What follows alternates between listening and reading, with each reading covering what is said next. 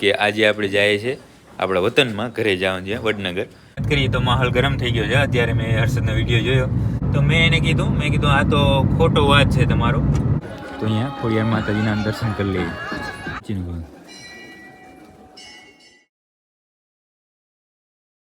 જય માતાજી મિત્રો, સ્વાગત છે આપ સૌનું આજના એક નવા વ્લોગની અંદર. આશા કરું છું આ બધા ઓકે રિપોર્ટર્સ. મિત્રો આજના વ્લોગની શરૂઆત અહીંયા આપણે ઘરેથી કરી છે અને અત્યારે લગભગ 9:30 જેવું થયું છે અને અત્યારે આપણે ઘરે છે.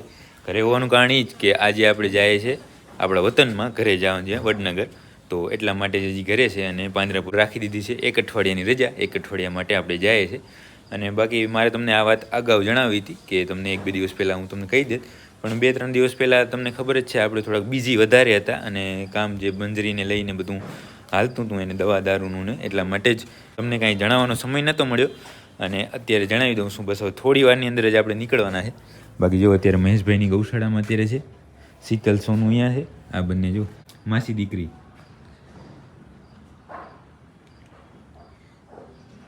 કેમ પણ બાકી અહીંયા ધોરીનો બંસરી સુમન. ધોરીનો આપણે એમ કહે છે ક્યારે આવશું પાછા? અઠવાડિયામાં. કામે ને એમ કહે છે ને ભૂરો શું કહે? હે અઠવાડિયામાં પાછા બી શું હોય. બાકી સવારે આપણે આપણી ગૌશાળાએ ગયા હતા. ગૌશાળાનું બધું સવારનું કામ ઓકે કરી અને અત્યારે આવી ગયા હતા ઘરે. હવે બસ અઠવાડિયા પછી પાછા જાશું ને કાંઈ અપડેટ હશે તો હું તમને જણાવીશ. અને એક બીજી વાત કે તમને ખબર છે કે આપણે સોનલને રિવીલ કરી નાખી છે. જેની પાસેથી આપણે લીધી હતી ને એને પૂછ્યા વગર જ, કારણ કે એણે છે આપણા જ વાળાની અંદર ફોટો મૂક્યો હતો અને હવે થોડીક એને ખોટું લાગ્યું છે તો આપણે જોઈએ છે હવે શું થાય છે. બેક ટુ હોમ વરી પાસે લઈ જવાની વાત કરે છે. એમ તો આપણે નહીં દઈએ પણ હવે જોઈએ તો પણ શું થાય છે હું તમને આગળ અપડેટ કરીશ. એટલે તો હું તમને ના પાડતો હતો કે તમે મને રહેવા દો, પણ તમે મને એટલો ફોર્સ કર્યો ને કે મારે બતાવવી પડી. જો પછી અમારે સંબંધમાં માથાકૂટ થઈ જાય પછી, એટલે થોડું સમજતા જાઓ. તો ગાડી આપણી કમ્પ્લીટ સાફ થઈ ગઈ છે, જો સર્વિસ કરાવી નાખી. હવે ત્યાં ઘર બાજુ લઈ લે અને સામાન બધો ભરીએ. તો મિત્રો આપણે રાપરથી નીકળી ગયા છે અને બસ થોડી વાર જ થઈ છે. અને જે ગાયની મેં તમને વાત કરી તો માહોલ ગરમ થઈ ગયો છે. અત્યારે મેં હર્ષદનો વિડીયો જોયો એટલે અત્યારે આપણે તો કાંઈ નહીં કહેશું, પણ જોઈએ છે એટલે જે હશે એ જોઈ લેશું. આપણે તો ક્યાં કાંઈ ચિંતા છે જ નહીં. હર્ષદ અત્યારે એની રીતે લડે છે પણ મેં એને કીધું કાંઈ હોય તો તું તારે કહેજે, આપણે એ કહેશું.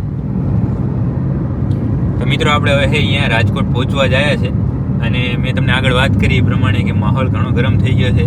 અને હમણાં હર્ષદભાઈનો ફોન આવ્યો મને અને કહે છે કે જેની પાસેથી આપણે ગાય લઈ આવ્યા હતા, એ આપણું નામ તમને કહી દઉં, યશપાલભાઈ, એ ત્યાં પહોંચી આવ્યા છે કે હવે ગાય મારે ભરી જ આવી છે ને એવું બધું કહે છે, બરાબર. તો મેં એને કીધું આ તો ખોટો વાત છે તમારો, તમે જ કહેજો સાચું છે ખોટું. કારણ કે એ જે યશપાલભાઈ છે એનું આઈડી એ જબર મોટું છે, બરાબર. એણે આપણા વાડાની અંદરથી સ્ટોરી નાખી હતી અને મને ઘણા બધા મિત્રોએ કીધું કે તમે બતાવતા નથી પણ તમારી ગાય તો બધે ફરે છે, બધા સ્ક્રીનશોટ ફરે છે, આવું તેવું બધું. એટલા માટે પછી આપણે રિવીલ કરી નાખી હતી, બરાબર. અને હવે એ કહે છે કે આપણે લઈ જાવી છે પાછી. તો આપણે તો કોઈ એવું નથી કે એને નથી દેવી કે એવું કાંઈ નથી, મનમાં એવું નથી. આપણે તો શાંતિથી જ બતાવવું છે કયો. અને ગાયમાં એવું છે કયો કે ગાય કંઈ ગાભણી કે છે કે એવું કંઈ સારી ગાય, હું ગાય સારી, પણ ગાય ક્યારે આપણી પાસે આવી છે કે ગાયમાં એણે બધે પોતે બધી આમ જે મહેનત થઈ શકે એ બધી મહેનત કરી લીધી છે ને, પછી થાકીને આપણી પાસે મૂકી ગયા છે. હું કંઈ ઉપકાર તો કર્યો નથી, બરાબર. અને હવે આપણે મહેનત જ કરવાની છે. આપણે હું ગાયને કાંઈ બદનામ નહીં કરવી, પણ એ આપણી જ ભૂલ છે. જેની પાસે હશે એને કાંઈ ભૂલ કરી હશે એની હિસાબે ઉઠલા કરતી હશે કે જે હોય તે, અને આપણી પાસે ખાલી આવી હતી અને આપણે દવા દારૂનું બધું કર્યું છે, દવા ચાલુ છે, એકવાર તો બીજા નહીં કર્યું. પણ આ બધું શું પ્રાઇવેટમાં તમને કાંઈ બતાવી ન શક્યો ને કાંઈ કહી ન શક્યો. એટલા માટે જ કાંઈ ગાયને પણ આપણે રાખશું તો એવું નહીં કે 100% સક્સેસ જશું એવું છે. છતાં આપણે એને સમજાવશું, કારણ કે ગાય સારી છે, આપણા વાડામાં રહેશે, આપણે મહેનત કરશું તો કંઈક સારા બચ્ચા એમાંથી આપણે મળશે. જો યશપાલભાઈ સમજે તો, નહીંતર પછી મનમાં ગાંઠ બાંધીને આવ્યા હોય કે અહીંયા મતલબ ગોંડલથી રાપર પહોંચી ગયા, આપણે કાલ વિડીયો જોઈને જ્યારે પહોંચ્યા હોય ત્યારે અત્યારે પહોંચી ગયા છે ત્યાં, એવી વાત મળી મને.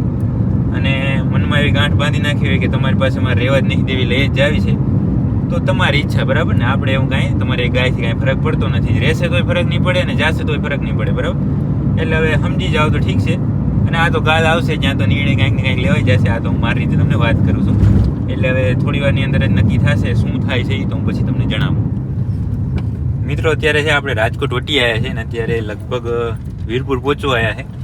પણ હું તમને એક એક્સપિરિયન્સ હું મારા જીવનનો એક્સપિરિયન્સ તમને જણાવું કે આ ગાડી લીધી લગભગ 2 વર્ષ થયા છે અને 2 વર્ષથી હું આ જ રસ્તા ઉપર 4-5 મહિને નીકળું છું.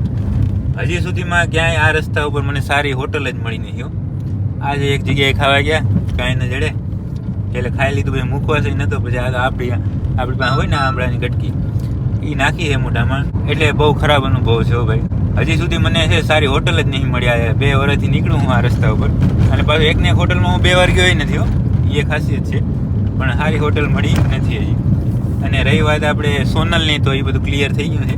બધી માથાકૂટ પતી ગઈ જો આપણે, એટલે એ બધું ક્લિયર. હવે એના વિશે કંઈ વાત નહીં કરવી આપણે, પણ સોનલ ક્યાંય જવાનું નથી, આપણે પાસે જ રહેવાની. તો આપણે ગોંડલ જમી લીધા ને અત્યારે આવ્યા છે ખોડલધામ. અહીંયા વચ્ચે આવે છે ને, તો જો ખોડિયારમાંનું મંદિર છે અહીંયા. અને ઘણા સમયથી આપણી ઈચ્છા હતી કે ક્યારેક દર્શન કરવા જાશું, તો આજે થોડો સમય છે ને, તો અહીંયા ખોડિયાર માતાજીના દર્શન કરી લઈએ. કેવું મંદિર છે જો. હજી અંદર જાય અને જો પરમિશન હશે તો તમને અંદર બતાવીશ. તો આપણે અહીંયા મંદિર પાસે આવી ગયા અને અહીંયા કોઈ પ્રકારની મનાઈ નથી. ચેક કરો મંદિર.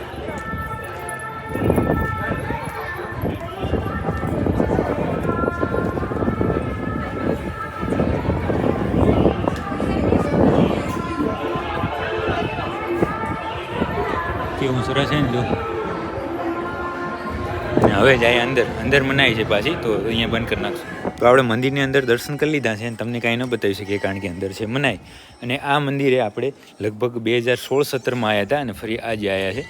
ત્યારે છે ને આ કાંઈ વિકાસ હતો નહીં, આ બધું એમનું પ્લેન હતી, જમીન જ હતી. અને અત્યારે જો કેવું સરસ થઈ ગયું છે.